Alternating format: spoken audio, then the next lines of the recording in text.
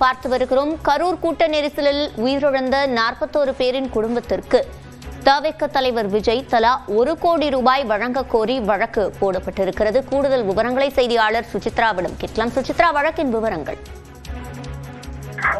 கரூர் கூட்ட நெரிசல் உயிரிழப்புகள் விவகாரத்தில் சிபிஐ விசாரணை கோரி தற்பொழுது புதிய மனு ஒன்றை உச்சநீதிமன்றத்தினுடைய வழக்கறிஞரான GS மணி தாக்கல் செய்துள்ளார். குறிப்பாக கரூரில் கூட்ட நெரிசலில் உயிரிழந்தவர்களுக்கு தற்பொழுது தலா 1 கோடி ரூபாயை தவிக தலைவர் விஜய் தரப்பிலிருந்து இழப்பீடாக வழங்க வேண்டும் எனவும் அரசு தரப்பிலிருந்து தலா 50 லட்சம் ரூபாய் இழப்பீடு வழங்க வேண்டும் என்ற ஒரு கோரிக்கையும் இந்த மனுவில் முன்வைக்கப்பட்டுள்ளது மிக முக்கியமாக பார்க்கப்படுகிறது. அரசியல் பழிவாங்கும் நோக்கத்தோடு நடந்த ஒரு துயர சம்பவமாக இதை கருத வேண்டும். எனவே உள்ளூர் காவல்துறை மற்றும் மாவட்ட நிர்வாகத்தினுடைய அலட்சியத்தால் ஏற்பட்ட இந்த உயிரிழப்புகள் என்பது முறையாக விசாரிக்கப்பட வேண்டும் என்ற ஒரு கோரிக்கையை மனுவில் GS மணி முன்வைத்துள்ளது மிக முக்கியமாக பார்க்கப்படுகிறது. எனவே சிபிஐ அல்லது பதவியில் இருக்கக்கூடிய அல்லது ஓய்வு பெற்ற உச்சநீதிமன்ற தலைமை நீதிபதி உச்சநீதிமன்றத்தினுடைய நீதிபதி தலைமையிலான ஒரு புலனாய்வு குழுவினுடைய விசாரணையை அமைக்க உத்தரவிட வேண்டும் என்ற ஒரு கோரிக்கையும் இந்த மனுவில் GS மணி முன்வைத்துள்ளது மிக முக்கியமாக பார்க்கப்படுகிறது.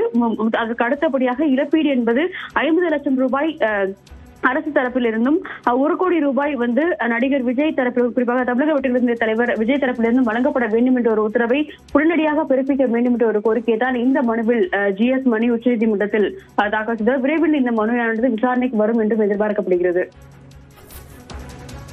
விவரங்களை வழங்கியமைக்கு நன்றி சுசித்ரா.